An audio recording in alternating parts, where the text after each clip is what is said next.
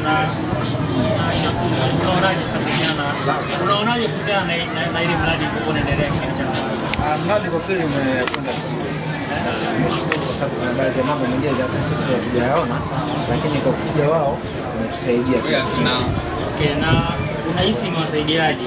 Yaani hiyo mradi wasaidiaje kupata ile ramani imetusaidia kwa sababu kuna baadhi ya maeneo mengine sisi tulikuwa na ramani ambayo inaonyesha tu vitu ambavyo viko kawaida, lakini ile tumeingia deep, yani kuna sehemu zingine ambazo imeonyesha ambayo haiko katika ramani yetu ya kawaida.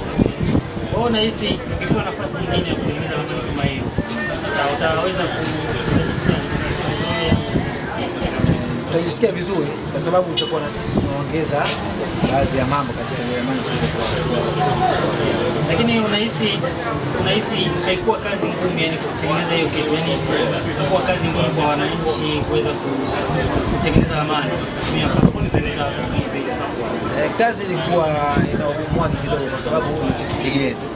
Ugumu ulikuwa kama nini?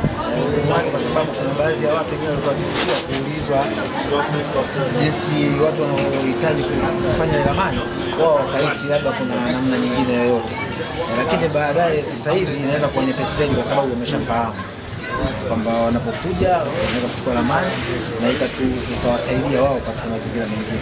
Okay, kwa hiyo tukichukua mfano kama wale ambao walihusika waliweza kutengeneza walioshiriki, wale wananchi walioshiriki, wachukua kwenda kupeleka kwenye mradi mwingine waje kuandaa ramani, watakuwa tayari. Watakuwa tayari. Naelewa vizuri sana.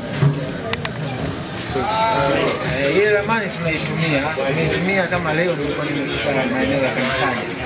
Walichokuwa nakizungumza kwamba kwa sababu kuna baadhi ya watu ambao nilikuwa nao katika mradi wanakuwa majina ya uhalisia wa ile sehemu wanakuwa tofauti. Kwa mfano kama pale kanisani, pale panaitwa kanisa Katoliki. Lakini katika ramani imeandikwa Kizito Center. Sasa ile ni tofauti ndogo ambazo zimo ambazo zinarekebishika. Na wao walikuwa wanaomba kama kuna uwezekano basi ningebadilisha ile jina.